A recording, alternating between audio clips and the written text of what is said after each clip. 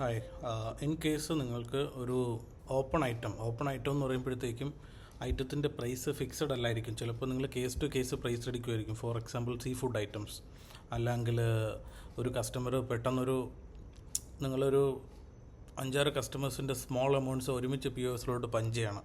Okay, ഐറ്റത്തിൻ്റെ price edit ചെയ്യാനായിട്ട് സെറ്റിങ്സിൽ പോവുക. അങ്ങനെ ഒരു ഐറ്റം ക്രിയേറ്റ് ചെയ്തിടുക സിസ്റ്റത്തിൽ. Okay, settings, manage catalogue and products. ഇപ്പോൾ ഓൾറെഡി ഈ ഒരു ഓക്കെ, സോ ബേസിക്കലി ഈ ഒരു പ്രൊഡക്ട്സ് ലിസ്റ്റിനകത്ത് എനിക്ക് ഫോർ എക്സാമ്പിൾ എനിക്ക് ചിക്കൻ കബാബിൻ്റെ പ്രൈസ് എനിക്ക് ഓർഡർ പഞ്ച് ചെയ്യാൻ നേരത്തെ എഡിറ്റ് ചെയ്യണമെങ്കിൽ എഡിറ്റ് ഒറിജിനൽ പ്രൊഡക്റ്റ് കൊടുക്കുക. ഇവിടെ modify name, modify price. Okay, ഇത് രണ്ടും എനേബിൾ ചെയ്യുക, സേവ് ചെയ്യുക. പുതിയൊരു പ്രൊഡക്റ്റ് ആഡ് ചെയ്യുമ്പോഴും ഇതേ പ്രൊസീജിയർ തന്നെയാണ്. ഈ രണ്ട് ബട്ടണും എനേബിൾ ചെയ്യുക പുതിയൊരു പ്രൊഡക്റ്റ് ആഡ് ചെയ്യുന്ന നേരത്ത്. ഓക്കെ, സോ നമ്മൾ ബാക്ക് ഓഫീസിൽ നിന്നും എക്സിറ്റ് ആവുക. പുതിയൊരു ഓർഡർ പഞ്ച് ചെയ്യാൻ നേരത്ത് ഐറ്റത്തിൽ പോയി നമ്മളിപ്പോൾ എഡിറ്റ് ചെയ്ത ഐറ്റം ചിക്കൻ കബാബാണ്. ഓക്കെ, ഓപ്പൺ ചെയ്ത് കഴിഞ്ഞാൽ നമുക്ക് ഇവിടെ നിന്ന് ഐറ്റത്തിൻ്റെ നെയിം നമുക്ക് ചേഞ്ച് ചെയ്യാം.